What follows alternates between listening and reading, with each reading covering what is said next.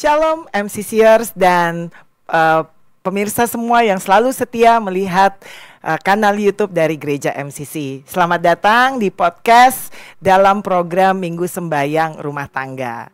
Nah, seperti pada waktu-waktu sebelumnya, tentunya para pemirsa juga sudah mengetahui bahwa kita memiliki tema besar, yaitu dinamika rumah tangga dan anak muda MCC. Hari ini kita kedatangan dua narasumber yang luar biasa, anak-anak muda, tapi mereka tuh punya passion untuk bisa membagikan kisah mereka, kehidupan keseharian mereka dengan tema diskusi tertentu. Nah, siapa mereka? Kita akan tahu setelah ini, tapi sebelumnya saya akan spill sedikit. Jadi dua anak muda ini mereka terlibat aktif di dalam pelayanan di gereja MCC dan tentunya mereka juga punya pemikiran-pemikiran sendiri. Nah, untuk itu kalau mau tahu lebih lanjut kita akan dengarkan mereka. Sebelumnya kita dengarkan dulu lagu tema berikut ini.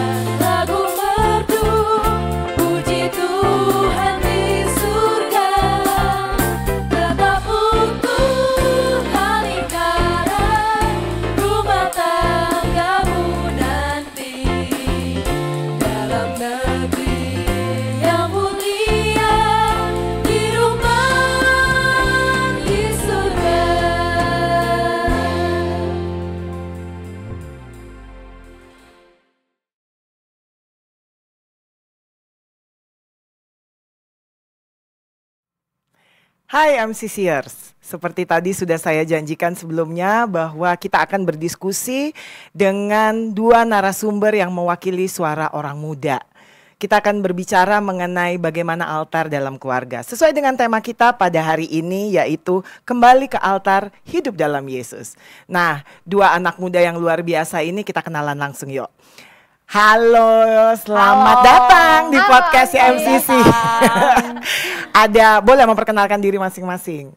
Mulai dari Melan dulu. Oke, perkenalkan aku Melan dari Kalimantan sebenarnya dan baru tinggal di Jakarta. Wah, jadi newbie di Jakarta ya. Jakartan sekarang ya. Tadinya Kalimantan ya. Oke. Yang satunya adalah halo semuanya, perkenalkan aku Ana Altahya Artik, bisa dipanggil Ana. Baru mau setahun di Jakarta. Wah, ini semua newbie ya, tapi kayaknya kalian sudah sangat Jakartans banget loh. Amin. Kelihatannya. Oh ya, Jaksel approve. Oke, nah kita hari ini mau berdiskusi karena para MCCers dan juga yang biasa mengikuti kanal YouTube-nya MCC gitu ya, pasti penasaran gimana sih anak muda itu kalau bicara mengenai altar dalam keluarga ya. Agak berat sepertinya ya, agak berat. Tapi tentu dengan pengalaman kalian nantinya mungkin bisa menginspirasi anak-anak muda yang lain yang di luar sana yang pengen tahu atau mungkin merasa ih kok gue banget ya gitu, kayaknya relate banget sama kehidupan saya gitu kan ya. Nah tapi sebelumnya diskusi kita hari ini kita ambil berdasarkan firman Tuhan dari Ulangan 6 ayat 7 yang berkata bahwa haruslah engkau mengajarkannya berulang-ulang kepada anak-anakmu dan membicarakannya apabila engkau duduk di rumahmu, apabila engkau sedang dalam perjalanan, apabila engkau berbaring, dan apabila engkau bangun. Ya, nah jadi pertanyaannya nih, apakah itu selalu diceritakan berulang-ulang sama kalian dari kecil? Aku dulu kali. Boleh. Melan dulu. Aku di keluarga selalu, mama terutama yang selalu mengulang-ulang tersebut. Bagaimana aku harus selalu membaca Alkitab, renungan pagi, renungan malam, tidak boleh meninggalkan Tuhan walaupun aku tidak bersekolah di sekolah Advent. Oh, enggak sekolah di sekolah Advent dulu, dari SD? Tidak, hanya di kuliah saja. Oh, justru di kuliah malah? Iya, oh oke. Takut aku meninggalkan Advent, jadi selalu mengulang-ulang. Oke, kalau Ana gimana? Kalau aku berulang-ulang, karena kalau di Kalimantan itu kebetulan keluarga besar mama semua ada di Kalimantan. Yeah. Jadi kalau hal yang berulang-ulang itu kayak baca Alkitab, renungan pagi, renungan malam, itu semua udah dilakukan. Terus kebetulan kuliahnya di Advent, jadi nggak sesiok itu kalau bangun pagi renungan, terus sorenya nggak culture lagi, shock ya? Iya, kan biasa ada yang nggak dari Unai kan bangun pagi jam 5, nggak ikut. Nah tapi kalau aku karena udah terbiasa dari rumah, jadi pas di Unai udah nggak apa-apa, biasa aja. Nah ini kan tadi kalian bilang sama Anti bahwa kayak Melan baru 4 bulan di Jakarta, Ana hampir setahun ya, hampir setahun di Jakarta. Artinya kan kalian memang benar-benar kalau kita bilang baru lepas nih dari keluarga ya gitu. Keluarga berarti masih di daerah lah ya gitu. Nah apa sih arti keluarga buat kalian? Kalau buat Ana apa arti keluarga? Keluarga itu kalau menurut aku sih rumah. Oke. Karena kayak lagunya Salma. Iya. Karena gimana ya Anti, dari semua apa ya, kayaknya kalau capek di kantor atau misalnya kita bisa ketemu teman gitu ya. Cuman kalau misalnya kehangatan di rumah itu pasti beda rasanya. Jadi berapa bersaudara? Aku cuma berdua. Kamu anak nomor 1. Oh, anak paling gede. Oke. Terus? Jadi kalau di rumah itu ya walaupun mungkin ya pasti kalau misalnya adik kakak kan ada cekcok-cekcoknya dikit, tapi tetap aja kalau misalnya pulang ke rumah lagi tuh kayak lebih hangat, terus sama keluarga ngobrolnya lebih enak aja sih kalau sama keluarga gitu. Oke. Paling dekat sama siapa di antara mama sama papa? Paling dekat sama? Dua-duanya sih. Oh, dua-duanya dekat. Karena kayak kalau di keluarga aku kami itu kayak teman malah. Oh. Jadi kadang beberapa tuh ada yang menyalahartikan kayak aku nggak sopan gitu loh sama mama papa aku. Padahal sebenarnya karena kami sedekat itu, sampai kayak udah panggilnya bro men gitu. Oh, jadi gitu. saking deketnya kan menurut aku di keluarga Batak itu agak belum lumrah ya. Kayak gitu. Cuman untuk keluarga kami itu udah sedekat kayak sahabat, kayak aku sama Melan. Nggak apa-apa, nah anak saya juga sering manggil nama kok. Iya gitu. Oke, kalau Melan gimana Melan? Siapa lebih dekat sama siapa di antara kedua orang tua? Lebih dekat dengan mama juga ya, walaupun sebenarnya udah dari semenjak aku SMA mama pergi keluar kota, jadi ditinggalkan aku berdua dan kakak juga kuliah. Oh, jadi hanya di luar kota? Iya, kakak ke Unai. Oh, kakak ke Unai. Aku sama papa itu di rumah. Dan kami ini juga emosinya latar belakang. Papa yang suka meledak-ledak, aku yang santai sih sebenarnya. Tapi kadang kalau yang santai ini dipancing juga akan meledak ya. Tapi kami tidak terlalu dekat. Tapi semenjak kami semua berpencar, saya pergi ke Salatiga, papa pergi masih di Balikpapan dan kakak di Kalimantan, mama di Bandung. Itu menjadi rumah juga sebenarnya karena kami disupport. Di situ mama menyupport aku karena aku pergi kuliah, kakak juga yang berkeluarga, dia dengan struggle dengan keluarganya. Jadi kadang kami bervideo call dan menjadi rumah kembali untuk aku karena disupport. Oh, jadi selama 4 bulan ini sama sekali belum ketemu sama mama walaupun dia di Bandung? Sudah, Oh udah, justru udah. Oh iya. Jadi ketemu sama papa dan mama ya. Oke. Nah untuk kalian sendiri kan tadi Anti dengar ya, kita sempat jadi sebelum di belakang layar kami sempat berbincang-bincang pemirsa bahwa mereka berdua ini bersahabat dari bayi ya. Tentu bahasanya mungkin beda pas bahasa bayi sama sekarang ya. Gitu. Nah sebagai sahabat nih kan, kalau Melan sendiri anak nomor 2 berarti ya. Berarti kakak kamu bungsu. Kakak, ya enggak, kamu bungsu, terus kemudian kalau Ana yang kakaan justru. Nah, gimana nih sebagai sahabat kan biasanya ada karakter-karakter, tahu dong ya, kalau yang sulung gimana, yang bungsu gimana gitu. Gimana kalian ininya kan? Anti dengar kalian bareng nih sekarang di Jakarta. Mungkin Ana dulu. Kalau kami sih dari awal tinggal bareng itu udah sepakat. Misalnya ada hal yang nggak disukain, kita harus omongin sebelum tidur. Karena kalau misalnya kita pendem masing-masing, ini akan meledak di suatu hari. Jadi lebih baik aku sama dia itu omongin, komunikasi. Kamu kenapa hari ini kok nggak mau ngomong sama aku, ada masalah apa gitu. Jadi makanya meminimalisir hal meledakan itu terjadi, kami pasti komunikasi apapun itu. Mau pergi kemana, dia selalu aku tanya, karena kan dia masih baru. Tapi kalian seumur ya? Seumur, oke. Karena dia masih baru kan nanti di Jakarta. Terus aku juga was-was karena mamanya nitipin dia ke aku. Jadi aku selalu bilang kalau kamu pergi Sherlock, kalau enggak kasih tahu. Soalnya dia lebih karena takut dicek. Iya, aku takut dia hilang. Bukan dicek sama mamanya. Iya, sama hilang sih Anti, sama cewek kalau hilang di Jakarta takut. Iya. Even dia pulang kerja juga dia tetap info ke aku Anti. Oh udah gitu. Di Gojek nih sambil ngomong. Iya. Tapi kalian kayaknya mungkin ini karena sifat juga agak berbeda ya gitu. Jadi kalian saling melengkapi ya gitu kan. Kayaknya dia lebih kalem ya. Sementara aku emang ekstrovert parah. Oh gitu, ekstrovert parah ya gitu. Yang udah kalau misalnya ada yang parah, ini yang parah banget. Parah banget. Karet 5 ya, karet 5. Oke. Nah, tapi artinya kan jauh dari keluarga itu berarti kan sekarang ini buat kalian berdua ya kalian berdua lah keluarga yang terdekat begitu ya. Nah, Anti mau tanya, kalau pada saat kalian masih bersama dengan keluarga, itu biasanya ada nggak kebiasaan ibadah bersama? Melan coba. Melan dulu. Aku sendiri ada. Biasanya kami melakukan renungan pagi. Renungan pagi itu sepagi apa? Pagi jam 5. Oh oke. Berat nggak? Berat sih, buka mata. Kadang masih begini. Ini mama yang, Dek, jangan tidur, Dek. Tapi dimarahin nggak kalau misalnya? Dimarahin. Ini tipe yang tegas juga. Jadi dia yang selalu nggak boleh meninggalkan Tuhan. Walaupun kita renungan pagi, nggak boleh tertidur, bermain HP pun atau nggak yang kayak tangannya. Oh, tapi buat Melan sendiri itu jadi kayak beban nggak? Enggak sih, semenjak kuliah ya terasa ya nanti. Akhirnya aku merasakan kayak ternyata renungan pagi itu dibutuhkan untuk penguatan dalam sehari-hari gitu. Oke, berarti kalau pas kuliah merasa itu bukan beban, sebelum kuliah rasanya itu beban dong? Sedikit beban. Iya. Karena belum pagi. Karena harus pagi ya. Iya. Oke, kalau Ana gimana? Kalau aku sama sih Anti, setiap pagi juga. Cuman kayaknya sama sih, mama kita kayaknya sama deh. Makanya ini kalau mama aku tuh yang kayak gitu juga sama kayak jangan tidur matanya dengerin gitu. Oke. Kalau di tempat Anti kan biasanya kalau kalian ada nggak ini misalnya favorit nih kalau misalnya lagi ibadah keluarga, mendingan papa yang bawa deh atau mama yang bawa renungan, ada begitu nggak? Aku ada sih. Iya. Lebih baik aku yang bawa. Oh. Kok kayak anak Anti ya? Oke. Ini kok kayak iya kan ya? Kayak running on the blood ya. Nah kalau Ana gimana? Kalau aku biasanya sih ke rumah opung. Oh, kalau di rumah opung itu pasti akan cepat selesai. Karena kan abis ngumpul-ngumpul, kan udah pada capek semuanya. Pasti nyuruhnya opung Doli yang ngomong.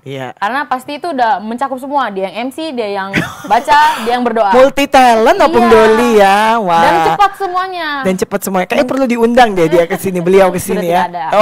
Oke, baik.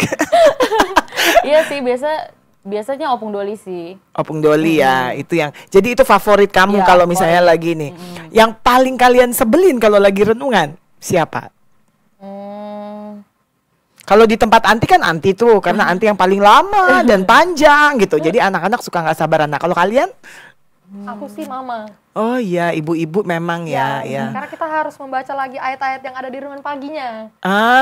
Jadi kita harus membahas, melamakan renungan pagi. Diskusi sekolah sahabat kalah kayaknya. Kalah. Mama vibe ya, memang begitu ya selalu ya.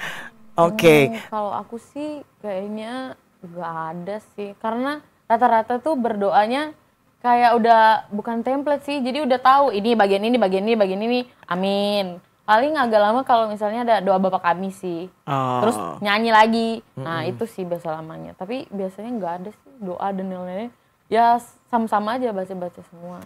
Nah, sejak kalian sudah nggak bersama keluarga nih, karena kalian harus merantau gitu kan, ada nggak yang kalian rindukan dari ibadah keluarga itu sendiri? Kangen sih. Kangen ya, gitu. Vibes-nya. Apanya? Vibes-nya. Atau suara mama yang bangunin pagi-pagi? Iya, itu juga. Sekarang kan dengarnya alarm tet. Kan kalau dulu dipanggil Kak, kalau yang ketiga Kak. Oh iya, itu yang paling bagus alarmnya ya, set langsung ya. Padahal belum sadar tetap aja sigap langsung. Oke. Nah, kalau misalnya selain daripada ibadah yang rutin gitu ya setiap pagi gitu kan, ada nggak yang misalnya acara khusus gitu kan, entah itu di dalam keluarga kecil atau mungkin di dalam keluarga besar gitu, misalnya tadi dengan opung dan mungkin dengan anti kalian dan uncle kalian yang lain, ada nggak yang seperti itu? Special occasion lah gitu. Paling doa sebelum tidur sih. Doa sebelum tidur. Iya, soalnya fun fact ya teman-teman semua, aku sampai lulus SMA itu masih tidur sama mama sama papa. Jadi kayak kasurnya itu sebenarnya ada buat aku, kamar aku itu sebenarnya ada. Cuman adik aku ini penakut, terus aku juga penakut. Karena kamar kami terlalu besar, jadi kami pindah ke kamar mama sama papa. Oh iya. Ya, jadi kami biasa doa sebelum tidur sih berempat. Bersama berempat ya. Cuman karena aku paling malas disuruh berdoa, kayak aku selalu dibilang, ayo kakak berdoa. Aduh enggak, kalian aja.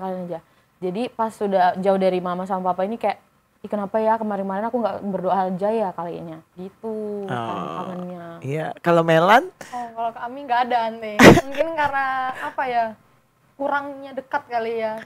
Jadi sebenarnya kami tuh gimana ya jelasinnya ya. Tapi sebenarnya nggak ada anting, nggak ada untuk yang kayak untuk. Jadi hanya renungan pagi itu, nggak hanya sih, itu sulit loh itu renungan pagi. Bangun pagi tuh sulit. Anti bisa melakukan itu pada saat zaman sekolah. Ketika kemudian kami kerja, bubar. Itu biasanya malam. Tapi kan kalau malam karena udah ngantuk bisa dipercepat ya, gitu kan. Ya jadi lebih singkat ya. Set banyak yang dipotong gitu kan. Iya. Nah itu juga kalian alamin seperti itu ya. Oke. Nah kalau begitu kira-kira nih maknanya apa ya? Gimana ya Anti mau bilang ya? Buat kalian sendiri ada makna tertentu nggak dengan adanya ibadah keluarga tadi? Di rutinitas yang tadinya rutinitas tapi kemudian sekarang kalian jadi merindukan bahwa itu ada gitu. Kalau untuk aku sendiri ada Anti. Kita mempererat hubungan lagi. Kita tahu bahwa iman kita saling bertumbuh lah bersama dan bonding yang dimana kan kita kan setiap harinya melakukan kegiatan yang berbeda-beda. Tapi di renungan pagi ini kita melakukan bonding, nyanyi bersama, doa bersama seperti itu. Oke. Termasuk ini nggak membagikan berita keluarga nggak? Kalau di Anti tuh kadang-kadang suka begitu. Akhirnya kita tahu ada keluarga yang sakit karena didoakan atau kemudian diceritakan kembali gitu oleh orang tua kita. Begitu nggak di kalian? Biasa sih kalau dari keluarga kami sih kayak live update aja, hari ini ngapain aja, terus jadi kayak ngobrol-ngobrol, abis itu renungan, jadi didoain. Cuman kalau mama aku dia itu lebih spesifik kalau berdoa, dia bisa doain. Maksudnya gimana tuh spesifik? Jadi disebutin namanya satu-satu. Sampai Prabowo? Jangan, itu kejauhan. Oh iya. Sangat jauh. Oke. Biasanya disebutin satu-satu sih, gitu. Yang di keluarga besar? Keluarga besarnya. Wah itu bisa panjang dong kalau keluarga besarnya banyak? Kayaknya keluarganya mamaku aja. Karena keluarga papaku 10 bersaudara itu banyak banget. Oh iya betul. Belum termasuk sama sepupu-sepupu ya. Iya. Keluarganya mama aja dulu. Kayaknya lebih sedikit gitu. Oke. Ada nggak model kalian misalnya bergilir gitu? Hari ini kamu yang bawa renungan, besok adik, besok atau kakak, besoknya lagi si mama, besoknya lagi si papa, begitu nggak? Enggak. Aku pernah dibikin mama kayaknya jadwal gitu deh. supaya maksudnya berani gitu loh maju ke depan atau tampil. Pernah. Cuman abis itu setelah dari situ kayak udahlah mama aja lah sama papa gitu. Tapi kalau misalnya kalian kemudian, let's say kalian punya saudara nggak di sini di Jakarta? Aku ada sih. Ada ya. Pernah nginep nggak di rumah saudara? Pernah. Pernah renungan bareng nggak? Pernah disuruh bawain renungan nggak? Pernah juga. Jadi bermanfaat nggak tuh yang renungan pagi sama keluarga ya? Bermanfaat banget ya. Oke. Orang tua pernah nggak nanyain sama kalian, udah renungan pagi belum setelah kalian jauh-jauhan begini? Sering. Iya pagi. Terus dilakukan nggak? Ditanyain kan mama sama papa nggak bisa ngecek. Puji Tuhan kita melakukannya ya. Oh ya, yakin. Benar. Apa gara-gara nanti takut mama nonton? Enggak, Beneran ya. Oke. No hoax ya. Nah itu siapa yang bawa renungannya? Gantian. Karena kan tiap pagi ada dari MCC juga. Terus abis itu mama kirim juga, jadi double. Oh, jadi semuanya kalian bacakan itu? Enggak juga sih. Oke. Kita pilih aja. Kadang Melan punya, kadang aku baca dari punya mama gitu. Nah, sekarang Anti pengen tahu deh, ya mungkin keuntungannya adalah karena kalian bareng ya, satu rumah, terus kemudian kalian juga memang deket dari kecil gitu kan ya, dari bayi dan udah kayak sibling sebenarnya kalian itu kan gitu. Tapi buat anak-anak muda yang lain mungkin susah nih membangun altar ibadah sendiri saat mereka itu berjauhan gitu kan dari keluarga atau mereka merantau. Nah itu kalian punya tips nggak buat mereka gimana ya caranya gitu kan supaya mereka tuh bisa bisa paling tidak memulai dari diri sendiri gitu. Anak mungkin dulu. Niat sih. Harus niat. Nah waktu kalian ketemu, ini kan kamu setahun duluan, berarti artinya ada gap 8 bulan dong sebelum Melan join di situ. Nah 8 bulan itu ngapain? Aku? Renungan paginya ngapain? Kebetulan itu aku tinggal di rumah tantaku. Jadi tapi cuman sampai bulan Maret kalau nggak salah Maret. Terus setelah itu aku tinggal sendiri. Nah aku tinggal sendiri, mama datang. Ya, mama jadi dateng. Tidak sempat terlalu banyak gap banyak gap karena di situ posisinya juga kan mau wisuda. Jadi supaya gampang. Terus aku masih sendirian dengan dunia Jakarta yang sangat besar ini. Jadi aku bilang, "Mah, datang dong bantuin aku karena struggle bangun pagi, belum lagi mengejar ke kantor." Jadi mama yang datang. Jadi makanya masih bisa ya. Jadi dalam 8 bulan, nah ketika kemudian akhirnya Melan bergabung gitu kan, siapa yang mengajak, yuk kita renungan pagi yuk bareng yuk gitu. Ana kadang. Ana. Tapi kadang kalau misalnya mama papanya Ana datang ngajakin renungan, rasanya agak aneh ya. Nggak aneh juga sih sebenarnya karena kan diajakin enak. Tapi aku kadang ngajakin Ana bilang, ayo Ana, Tuhan yang sudah kasih kita berkat, masa kita nggak memuji Tuhan, aku bilang kayak gitu. Iya. Jadi kadang aku agak malas-malas juga. Maaf ya, jujur aja. Iya, iyalah jujur. Di sini kita buka-bukaan loh, gitu kan. Maksudnya yang apa yang kalian alami itu pasti juga yang teman-teman lain juga akan alami gitu kan. Nggak menyalahkan lemburnya sih sebenarnya. Cuman kadang kalau pulang malam terus keburu capek. Keburu capek, terus harus bangun lagi kan jam 5 pagi lagi. Setelah itu melakukan hal yang lain-lain, jadi kadang kayak udahlah bentar lagi, tiba-tiba aduh kayaknya udah harus pergi deh nih gitu. Jadi ke-skip? Iya. Tapi kadang kalau aku ke-skip, aku dengerin di busway. Kan ada yang audio, kan kalau teman-teman malas membaca, ada yang audionya.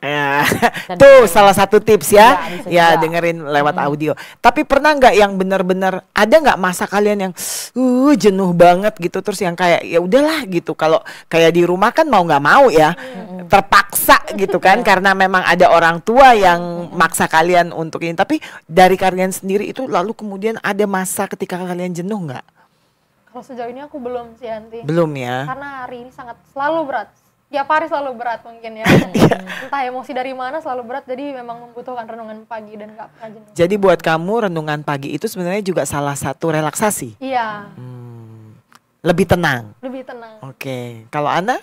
Kalau aku pernah sih kayaknya. Waktu di Unai. Itu karena bukan gara-gara orangnya sih, cuman kayak ada beberapa hal yang menurut aku too much gitu loh. Kayak kan renungan pagi itu udah dijelasin gitu kan. Kita tinggal baca, terus kita dalami dengan diri kita masing-masing, terus kita aplikasikan dalam kehidupan. Cuman kalau misalnya ada seseorang gitu ya yang membaca, terus dia menjelaskan lagi berkali-kali lipat dan bertele-tele, itu menurut aku too much. Jatuhnya jadi dosa, karena kita kan kayak menggerutu kan, kayak ini lama banget sih, ini kapan selesainya gitu. Mungkin di Una itu pernah sih sempat kayak gitu, kayak kenapa sih harus bangun pagi gitu. Tapi setelah sekarang sendirian kayak, ya ternyata perlu juga ya. Sampai sekarang juga kayak mau lembur semalam apapun, tetap aja alarm bunyi karena sudah sudah terbangun kebiasaan itu ya. Jam 5 tetap aja kebuka matanya, mau weekend, mau weekdays. Jadi aduh ya udahlah nggak apa-apa, kita terima saja. Nah, ini kan Anti lihat nih kayaknya model di keluarga kalian itu memang renungannya itu mungkin lebih kasual ya gitu, maksudnya nggak formal amat gitu kan ya. Mungkin kalian ikutlah guidance-nya sesuai dengan apa namanya renungan apa pada hari itu. Nah tapi kan ada juga masa-masa atau di satu saat gitu kita kebetulan gitu berada dalam situasi yang ini kayaknya kok formal gitu kan ya. Nah ini buat kalian sendiri menyiksa nggak tuh kalau yang formal-formal? Atau justru kadang-kadang perlu? Bagiku formal. Kadang. Oh, kalau di rumah justru formal? Iya, kadang. Oh, oke. Tapi lambat laun ya, itu yang seperti tadi aku bilang, gak juga. Ya, jadi kan harusnya kalau Anti bayangannya kalau dengar cerita kalian tuh kayaknya di situ juga kita bisa curhat sekalian gitu kan, yang relate sama ayat apapun yang sedang dibahas pada saat itu gitu. Atau hanya ya udah ikutin aja gitu sesuai dengan hari itu. Base yang ada. Jadi nyanyi lagu buka, doa buka, renungan, apa yang mau didoakan, sudah selesai, habis itu doa. Begitu aja, jadi hampir merasa formal sih Anti. Oke. Ya emang harus wajib dilakukan, tapi ternyata hatinya nggak di situ gitu. Iya. Gitu. Berarti ada masa-masa yang kamu kayak ngerasa aduh, ya udah hafal abis ini, abis ini gitu. Apalagi kan waktu itu masih kecil juga, jadi kayak ngerasa ya udah sih lewatin aja gitu. Flow-nya gitu. Kan this too shall pass. Bener banget. Iya kan, kalau anak-anak kan, ini kan mengurangi waktu tidur, mengurangi waktu nonton, ya kan. Belum lagi kalau misalnya kita kadang-kadang waktu kecil ya gitu kan, kita belum bikin PR, jadi pagi-pagi nih sebenarnya kesempatan untuk bikin PR sebelum sekolah, tapi harus renungan, ya kan. Itu kan berat ya buat kita nih. Ini pilihannya ya kan, tapi nggak bisa milih karena ada orang tua di sana, ya. Oke. Nah, apa tantangan terbesar menurut kalian zaman sekarang ini untuk bisa menerapkan ibadah dalam keluarga? Kayaknya ke diri masing-masing sih. Tantangannya terbesar itu di diri sendiri. Iya, karena balik lagi Anti, kalau kita nggak niat nggak akan jadi semuanya. Kalau kita maksudnya kalau menurut aku ya, Tuhan kan kasih kita 24 jam. Dia paling minta ya sejam lah, kalau nggak sejam 30 menit. Kan baca renungan, kalau yang kita lihat di share di WA group itu audionya aja cuma 3 menit. Masa kita putar doang atau baca doang nggak mau. Padahal nunggu di busway aja bermenit-menit ya, berjam-jam di busway berdiri lagi. Tahan gitu. Kita ya. Iya. Bisa berdiri sambil dengerin gitu. Iya. Banyak alternatif kok sebenarnya ya. Asal kitanya mau. Kita aja juga mau atau enggak. Oke. Kalau pengaruh teman menjadi tantangan juga nggak buat kalian? Menjadi tantangan aja. Ayo cerita apa dong pengalamannya yang membuat kayaknya temen gue membuat gue menjadi ini nih ya lupa atau keskip. Oh, itu waktu kemarin aku di kuliah. Oh. Jadi sebenarnya bukan teman yang membuat nge-skip, tapi dari diriku juga sih sebenarnya yang membuat itu skip. Kalau teman sendiri malah mendukung, kayak bukan ke renungan pagi sih, kayak ke gereja kan. Mereka bilang, "Lolan, kok kamu hari ini nggak gereja?" Mereka yang mengingatkan. Tapi kalau misalnya renungan pagi juga kadang ada itu satu waktu aku punya doa, kelompok doa sama teman tuh. Jadi dia yang malah mengingatkan aku untuk, ayo kita kapan doa malam, kita bahas tentang firman Tuhan sama-sama. Jadi kayak sebenarnya itu tantangan juga sih nanti kalau misalnya ada teman yang sama-sama suka beribadah, kita menjadi sama-sama suka beribadah. Tapi kalau teman yang memang ngajak main terus, akhirnya kita jauh daripada Tuhan begitu. Iya. Nah, kalau mungkin kan kalau kayak anak karena dia di Unai gitu kan ya, kuliahnya memang itu juga sudah menjadi bagian daripada rutinitas di kampus ya. Tapi mungkin yang berat itu justru memang Melan ya gitu, karena kan kalau di sana kan dari berbagai denominasi, bahkan ada yang berbeda keyakinan juga sama kita gitu kan ya. Jadi kalian ini nggak modelnya yang kupu-kupu atau ini atau apa namanya terlibat organisasi? Kura-kura. Oh gitu. Iya, kupu-kupu apa kura-kura? Aku nggak tahu ya, maksudnya kupu-kupu. Tapi aku kerja waktu waktu kuliah sambil kerja. Oke. Student, siapa? PR3. Oh, oke. Nah, kalau Melan?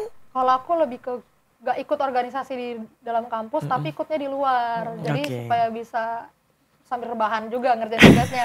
Kalau di kampus tuh kadang mereka suka mengambil waktu malam gitu, kuliahnya rapatnya sampai nggak ada otak gitu, bisa sampai besok pagi 3 hari itu nanti. Makanya wow, ngalahin DPR ya. Wah, DPR aja cuma 1 hari ya kan. Biasanya mereka RAEF atau enggak rapat evaluasi atau nggak rapat koordinasi itu butuh waktu yang panjang banget, dan kadang mereka kalau keluar itu udah kayak mata udah hitam gitu. Jadi aku kayak wah, itu gede banget pressure. Jadi aku mending ambil yang di luar aja deh. Oke. Nah, dengan kegiatan yang mungkin ada di luar, kalau anak kan karena kerjanya juga masih berkaitan dengan kegiatan kampus ya, tapi dengan adanya kegiatan yang di luar begitu, Melan membuat kadang-kadang ada timbul capek atau jenuh nggak? Enggak juga sih, jadi kayak kita punya kegiatan aja lain gitu selain ngerjain tugas, bertemu dengan teman-teman, tapi kita punya kegiatan lain yang dimana bisa menambah wawasan juga, mengembangkan skill seperti itu nanti. Jadi ladang penginjilan juga sebenarnya karena waktu itu disuruh ngambil apa ya, kita kan punya acara mingguan, terus itu tuh selalu pas kena di malam Vesper, dan aku biasanya bilang aku nggak bisa Kak, mohon maaf ya kalau misalnya aku nggak bisa ikut acara itu, dan waktu itu aku ditugaskan untuk jadi MC, dan oh ya sudah, kenapa Melan memangnya nggak bisa? Iya, mau ibadah gitu, jadi ladang penginjilan buat mereka juga sebenarnya. Iya, tapi mereka paham ya mengenai itu ya. Oke.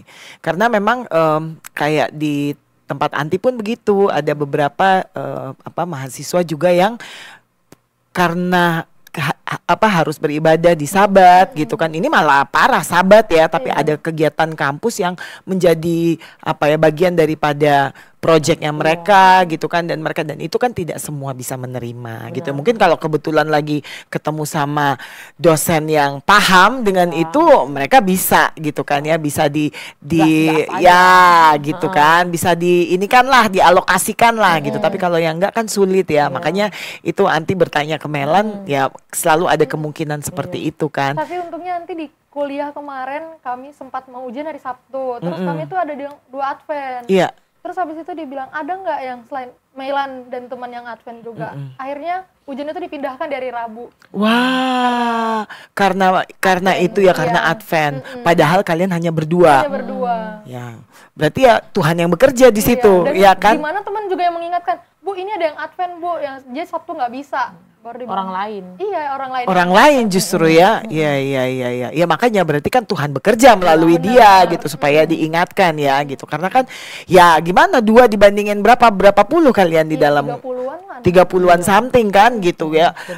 Minoritas banget ya kan. Berdua lagi ya kan. Bisa memindahkan hari ujian gitu. Nah, permasalahannya jadi maju atau jadi mundur? Jadi mundur. Oh, pantesan happy juga mereka. Aman mereka ya. Iya. Oke. Nah, ada pengalaman pribadi nggak nih ya? Nah, ini dulu deh. Kan kadang-kadang sekolah Sabat ya, itu seringkali dianggap bahwa sekolah Sabat itu lebih ke anak-anak deh kayaknya gitu. Karena memang kan disiplin itu dibentuk dari kecil gitu ya. Dan banyak sekali anak-anak muda gitu kan ya, meninggalkan sekolah Sabat nih. Gimana pendapat kalian, dan menurut kalian apa nih yang mungkin bisa dilakukan gereja gitu untuk bisa supaya jangan sampai sekolah Sabat ini ditinggalkan sama anak-anak muda? Mungkin Ana dulu. Kalau aku sih jujur waktu awal-awal tinggal di Jakarta, aku selalu datang itu ke gereja yang jam-jam 11. Datang gereja itu jam 11. 11. Jadi jam pas 10. ibadah raya. Iya, karena menghindari sekolah sahabat. Karena menurut aku sekolah sahabat Advent ini kadang terlalu berat. Karena kita kan hari Sabtu itu datang ke gereja itu mau mencari relaksasi, tenang, bernyanyi gitu ya. Kalau sudah ketemu teman-teman seiman ya. Karena kayak kalau sudah mulai sekolah sahabat itu kayak Daniel dan Wahyu. Ini. Itu kayak kok kayak ngerjain PR ya. Skripsi part 2 gitu kan. Cuman kalau menurut aku sih buat gereja-gereja mungkin dibikin lebih bagus gitu loh. Maksudnya slide-nya menarik. Terus kan waktu itu kita pernah pasca COVID ya. Waktu kita COVID kan pasti orang-orang misalnya pendeta-pendeta atau orang-orang ketua jemaat itu berusaha untuk membuat slide itu menarik. Karena kan kita udah nggak bisa ketemu in person. Berarti harus ada salah satu hal yang unggul nih. Harus visualisasi lah ya. Mungkin menurut aku semenjak kita COVID itu bisa mungkin bikin misalnya kita membahas tentang Daniel dan Wahyu. Slide-nya itu dikasih tunjuk. Ya walaupun gambar doang, tapi setidaknya itu ada penjelasannya itu yang gak usah banyak-banyak, gak usah penuh-penuh, tapi mungkin kalimat-kalimatnya diperkecil, tapi dijelaskan. Kalau aku sih, karena aku anaknya visualisasi banget, jadi mungkin bisa gitu sama jemaat. Atau kalau bisa berkumpul gitu kan, diceritain kembali sama anak-anak. Tapi kayaknya biasanya harus mulai dari yang kecil-kecil dulu. Gue menarik, karena kalau udah mulai dari umur kami udah kayak, aduh ini lagi, ya kan? Mulainya mungkin dari yang umuran Caca mungkin yang masih SD gitu kan, itu bisa, oh itu apa ya, kan itu mereka masih penasaran. Kalau udah dari kita gini umur dilepahin begitu kayak, aduh ini lagi ya, kapan lagi nih selesainya gini lama. Nah itu yang Anti pengen tahu. Jadi kalau menurut kalian untuk yang usia kalian nih, gitu kan, yang baru fresh graduate tapi terus kemudian juga baru beginner di pekerjaan, ini kan masih anak muda dengan semangat dan emosi yang meluap-luap gitu kan. Kadang-kadang kan sekolah sahabat itu sesuatu yang itu kalian hindari karena pembahasannya berat, nggak relate sama kita, udah gitu mungkin yang bawain juga tidak menarik barangkali, ya kan. Terus kemudian kayaknya kita jadi seperti tadi Ana bilang, ini kayak skripsi bab 2 nih gitu kan ya, tahap 2 nih. Nah itu gimana kalau Melan sendiri, gimana nih caranya kalau supaya anak muda tertarik? Kalian lah, kalau supaya kalian lebih tertarik untuk datang dan semangat datang sekolah sahabat. Kalau aku sendiri sih lebih bahasanya ya yang dibuat lebih ke anak muda. Kita aja kalau misalnya ngobrol sama orang tua yang pembahasan yang gak nyambung, kita nggak suka, nggak sefrekuensi ya, nggak seneng gitu, nggak ada gairahnya untuk ngobrol. Tapi kalau mungkin bahasanya dibuat yang lebih dimudahkan, kayak seperti contohnya setiap aku ngomong sama Ana dengan Om Edi tuh rasanya enak karena bahasanya sangat mudah gitu. Jadi mungkin bahasanya yang lebih dapat dimengerti dengan orang muda, karena kan kadang pembahasan Alkitab itu tuh bahasanya tinggi banget. Jadi lebih yang mudah dapat dimengerti aja sama orang muda begitu. Oke. Jadi kalau sekarang menurut kalian apakah memang sekolah sahabat ya mungkin bukan hanya di gereja kita ya, tapi di gereja-gereja yang lain sudah mulai mau merubah nggak seperti itu? Kalau menurut aku sih berubah ya, kayak sekolah sahabat kita ini kan belajar tentang kasih. Jadi masih general gitu loh. Jadi semuanya tuh dapat, mulai dari kakek-kakek, nenek-nenek, ibu-ibu, bapak-bapak kan pasti kita harus saling mengasihi kan. Jadi masih dapat. Tapi yang triwulan tahun lalu Daniel dan Wahyu itu agak berat sih menurut aku. Walaupun kita sudah di akhir zaman, tapi tolong jangan diingatkan. Jangan spoiler dulu. Kan kalau kita nonton film kan nonton spoilernya kan nggak semuanya dikasih tahu kan. Semua dikasih tahu, apa kita nggak makin takut? Cuman tapi kalau menurut aku sih emang kita perlu belajar itu. Tapi mungkin lebih general aja kayak sekolah sahabat yang triwulan sekarang tentang kasih, kan kita bisa menjangkau orang juga gitu sih kalau aku nanti. Kalau menurutku mungkin nggak apa-apa ya dibawakan Daniel dan Wahyu, tapi jangan tiap triwulan gitu. Jadi aku juga sebenarnya lebih ke aku tuh semenjak pembahasan kasih ini aku jadi sering baca sekolah sahabat. Aku ngeliat terus dalam 1 minggu, walaupun aku nggak sering dalam setiap malamnya baca ya, tapi kalau waktu mau hari sahabat biasanya aku membaca karena pembahasannya menurutku gampang, dapat mudah dimengerti juga. Tapi kalau semenjak Daniel dan Wahyu, waduh, Sudah. Terima kasih banyak. Kita hanya berdoa aja dan ayat hafalan udah. Itu kayak sulit. Aku waktu itu bawa apa ya, di Cornerstone tuh juga Daniel dan Wahyu tuh kayak, wah ini anak muda. Terus habis itu mau kita ceritain mengenai itu gimana caranya. Kita aja buta apalagi yang teen. Iya. Buta, jadi buta menuntun buta. Jurang. Jadi mending Pak Pendeta aja langsung. Gitu. Takutnya nanti kita salah tafsir juga. Iya betul. Mungkin buat Pak Pendeta pun itu challenge itu, karena anak-anak teens itu kan mereka sangat praktikal dan maunya yang instan gitu kan. Jadi kalau ini apa sih gitu kan ya. Jadi mungkin lebih ke dengan cara yang lebih ringan barangkali ya. Nah, sekarang kalau ada pilar yang disebut 3 pilar Life in Jesus. Itu ada kasih karunia, pengembangan karakter dan misi. Kasih karunia, pengembangan karakter dan misi. Dari 3 ini yang paling relate sama kalian, menurut kalian apa? Kalau Ana? Aku sih karakter. Pengembangan karakter. Kenapa? Karena kayak di tahun lalu itu karakter aku benar-benar dibentuk. Sebelumnya itu dari pekerjaannya nanti 7 bulan pertama kerja kontrak, terus gak diperpanjang. Akhirnya aku cari kerja lagi 3 bulan, terus karena dia WFH, dia minta kerja hari Sabtu, aku akhirnya resign. Di situ itu aku ngerasain benar-benar pembentukan karakter. Dan waktu itu kita wilayah 16 lagi ada KKR. Pendetanya pokoknya setiap malam itu kita datang ya. Terus di malam pertama itu aku nangis. Karena kayak menurut aku pembahasannya itu sangat mengena di karakter.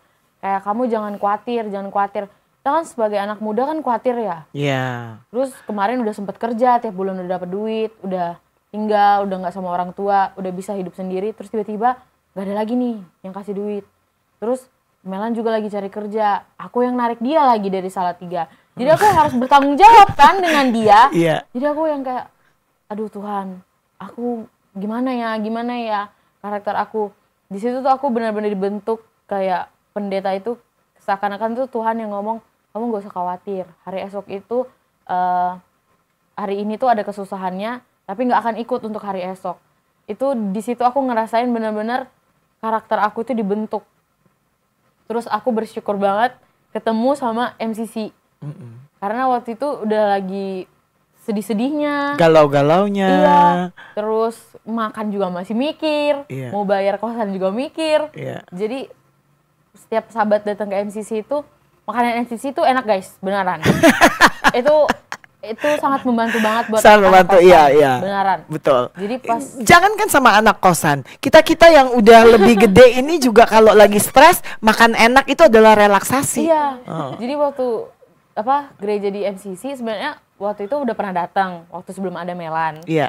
Cuman mungkin teman-teman aku itu kurang inilah dengan drum dan yang lain-lain ini kurang masuk kali ya. Iya. Tapi aku masuk. Iya.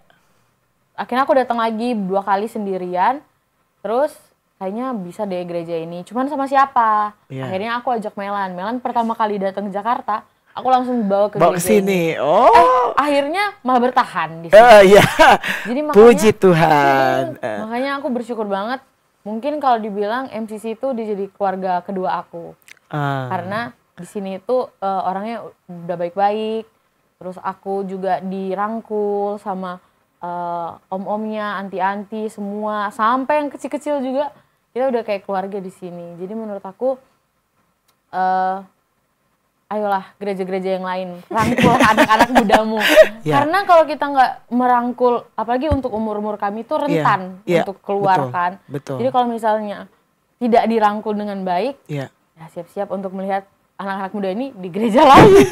Atau malah tidak bergereja, itu yang lebih parah lagi ya. Jadi itu pengalaman pribadinya Ana bahwa dari 3 pilar itu ternyata pengembangan karakter pada saat itu mungkin Tuhan bicara lewat hamba Tuhan yang di sana ya gitu. Tapi somehow itu kena ya ke Ana ya, sehingga kemudian akhirnya mendaratnya di sini gitu ya, di MCC. Nah kalau buat Melan sendiri ada pengalaman pribadi nggak yang kemudian akhirnya Melan bilang bahwa di antara 3 pilar ini yang paling relate sama saya.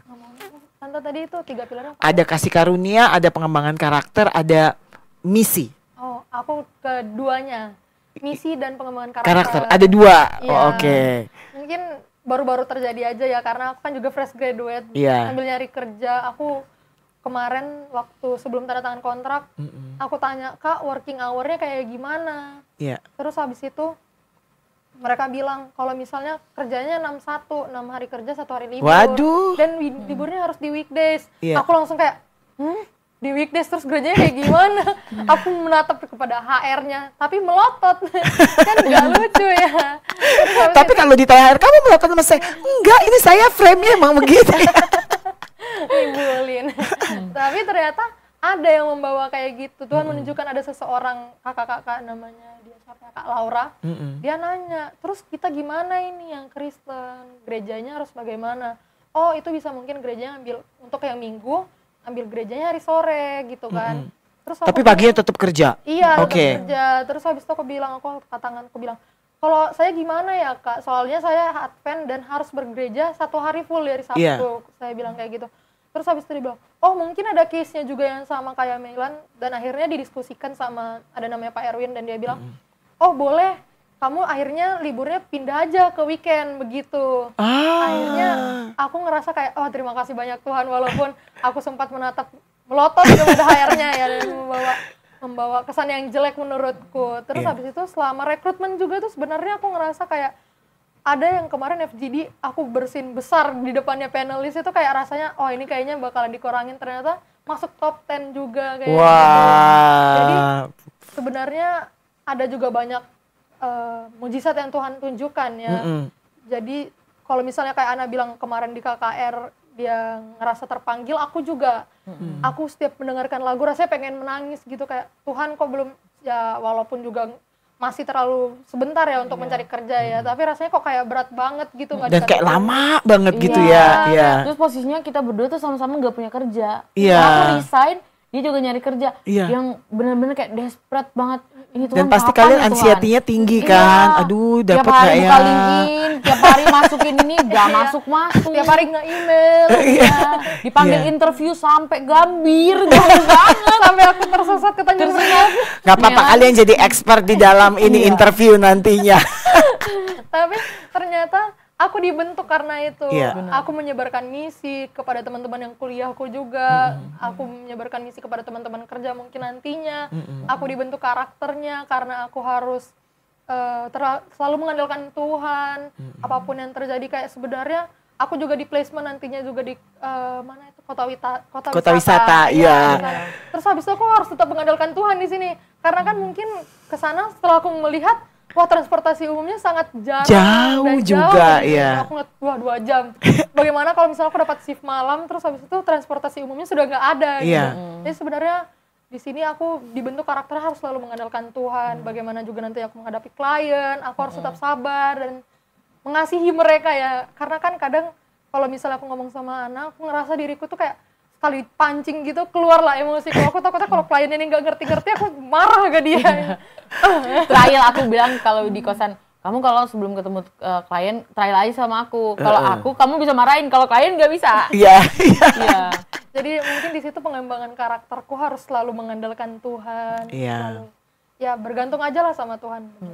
Oke, karena kan juga kalian ya pasti kan ada perbedaan, adalah shock culture ya antara di daerah sama di Jakarta gitu kan. Karena Anti juga ngalamin, Anti juga orang daerah gitu ya.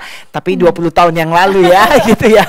Di usia kalian lah, saya juga perantau seperti kalian gitu. Jadi saya bisa memahami, dan ternyata kalian melihat bahwa melalui apa ya, rantauan ini ya, apa yang kalian alamin sehari-hari itu justru mengembangkan karakter kalian ya. Oke. Nah, sekarang kan tinggal di daerah selatan ya, gitu kan ya. Jaksel vibe, Jaksel Pro. Gitu. Nah, itu kan Jaksel kita tahu lah ya, banyak sekali godaannya, banyak sekali apa ya, pengaruh-pengaruhnya mungkin. Nah, buat kalian sendiri yang sebagai anak daerah datang ke Jakarta dan tinggal di daerah Jaksel begitu, apa ya namanya, dengan pengembangan karakter yang sudah kalian rasa kalian terima lewat Tuhan gitu kan, ini artinya ke depan ini kalian optimis nggak? Optimis. Oke. Karena kita have each other. Oh, iya. Melan selalu ngingetin aku ngingetin Melan. Oke. Apalagi dengan yang kita fresh graduate, gaji kita yang masih pas-pasan. Jadi kami tetap di rumah guys. Boleh sih, tapi malam minggu kadang kami keluar sekali-sekali buat makan. Tapi makannya juga di UMKM di pinggiran. Oh iya. Tiap hari juga kan. Amigos ya. Ya.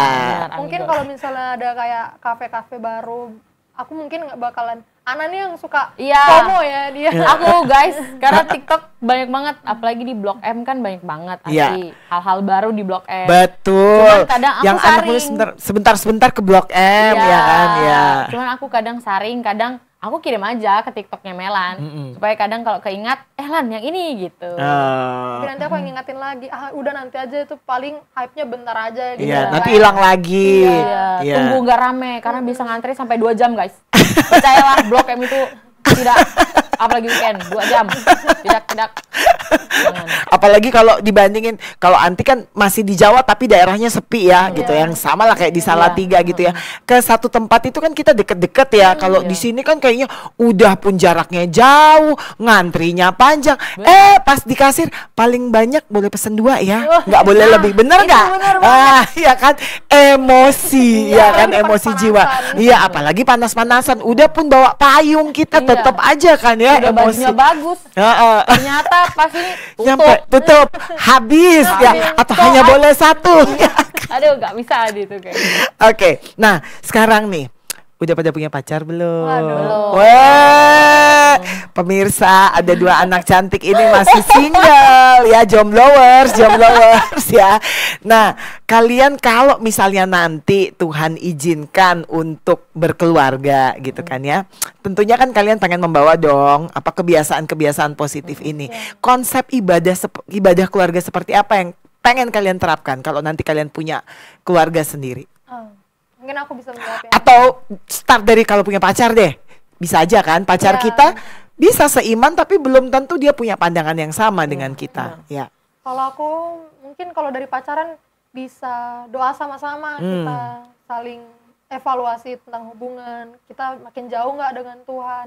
Karena kan pada nantinya pacar kita ini juga yang akan menjadi kepala keluarga, yang menuntun kita harus lebih dekat kepada Tuhan.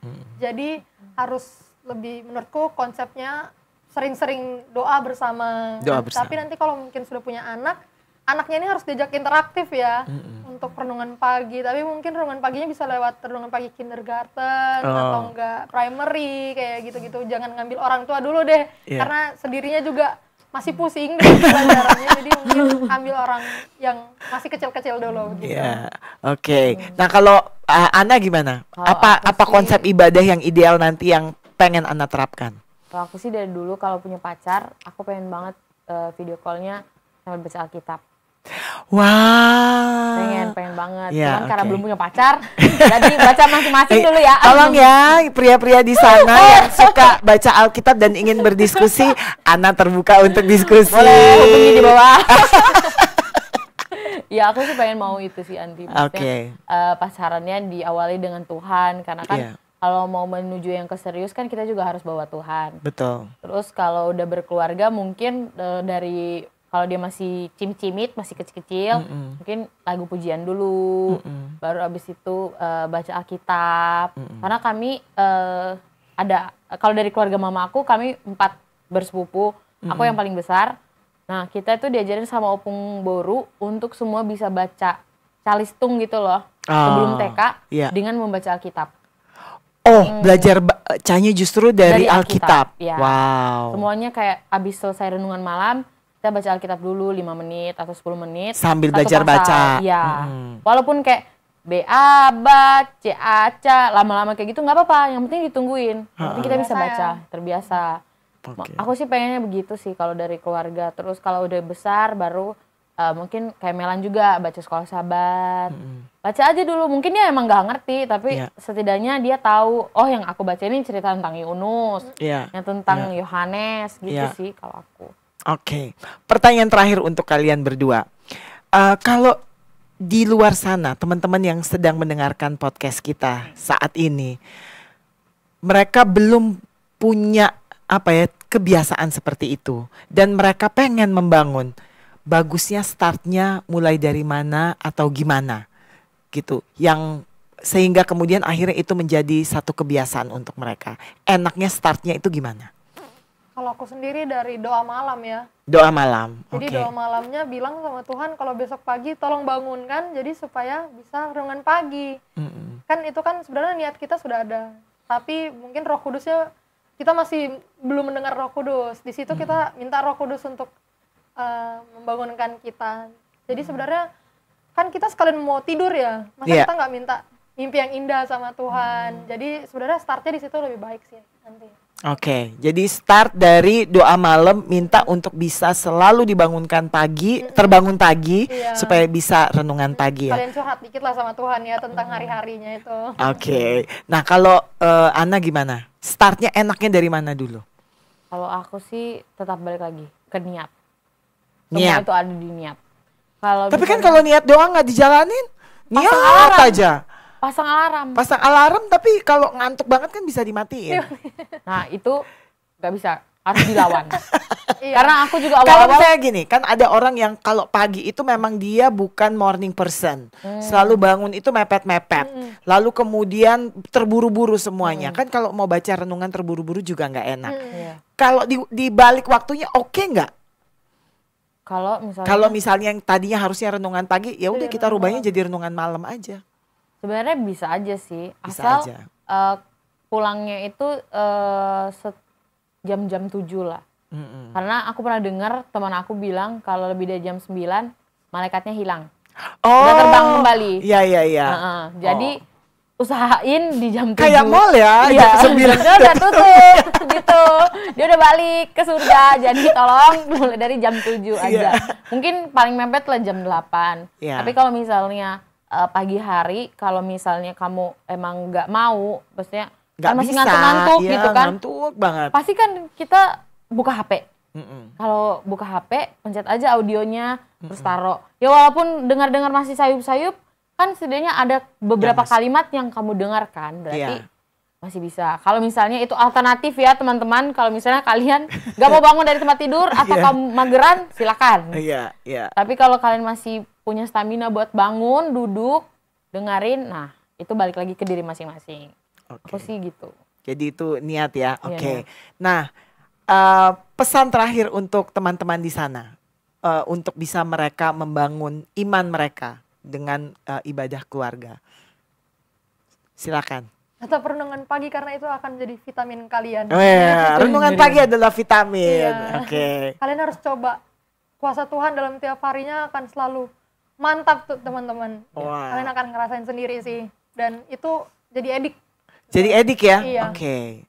Kayak ada sesuatu yang kayak kalau nggak dilakukan tuh ada yang aneh gitu ya, ada yang ketinggalan. Oke, kalau Ana? Kalau aku tentang altar ini sebenarnya carilah gereja yang merangkul kalian. Karena kalau misalnya kita ini jauh dari orang tua kan berdua. Kalau misalnya kita nggak ngerasa dirangkul di gereja, mungkin kami berdua nggak akan ngerasa penting renungan pagi itu. Walaupun ya mungkin tiap hari mamanya aku akan nelpon terus kan kayak renungan pagi nggak? Bisa aja kita bohong. Tapi karena gereja itu ngerangkul, kayak misalnya kami kemarin dua sahabat nih nggak masuk MCC, itu dicari sama Kak Renta, sama Kak Dion. Terus ada orang-orang yang kalau misalnya ketemu, ih kalian kemana? Itu kan berarti posisinya kita dirangkul ya. Karena kita dicari, makanya kita, wah berarti memang jawaban dari Tuhan ini. Kita dirangkul begini, berarti kita harus. Kalian bukan hanya dirangkul, kalian disayang. Iya, itu banget. Kita udah jadi anak sendiri. Di sini guys. Iya, jadi makanya kalau misalnya kalian mau supaya misalnya jadi niat dan lebih baik, berdoalah sama Tuhan supaya dapat gereja yang merangkul kalian. Oke, luar biasa ya. Sebenarnya masih pengen ngobrol tapi kita terikat oleh durasi ya. Dan mudah-mudahan, tapi senang banget diskusi pada hari ini tuh daging semua nih isinya ya. Karena ini dari perspektif anak muda berdasarkan pengalaman pribadi dan kembali lagi untuk para anak muda. Nah, mudah-mudahan apa yang dialami oleh Ana dan Meilan sebagai anak rantau datang ke kota besar seperti Jakarta, jauh dari orang tua, tetapi karena sudah membawa tabungan rutin ya yang dibangun oleh orang tua dari kecil, dan ternyata itu menjadi apa ya, sudah menjadi bagian dari kehidupan mereka, dan kemudian mereka juga menjadi bagian dalam komunitas gereja dan merasa dirangkul tadi ya kan, dan kemudian merasa bahwa oh ya ini harus satu niat, 2 gereja merangkul, 3 kita cari teman yang apa ya, yang mengingatkan, yang saling mengingatkan, sefrekuensi gitu ya, sehingga itu kembali membangun iman kita dan membuat kita jadi tetap stay gitu ya untuk membangun ibadah atau altar di dalam keluarga sendiri ya. Thank you so much Melan dan Ana sudah berbagi dengan teman-teman di sini.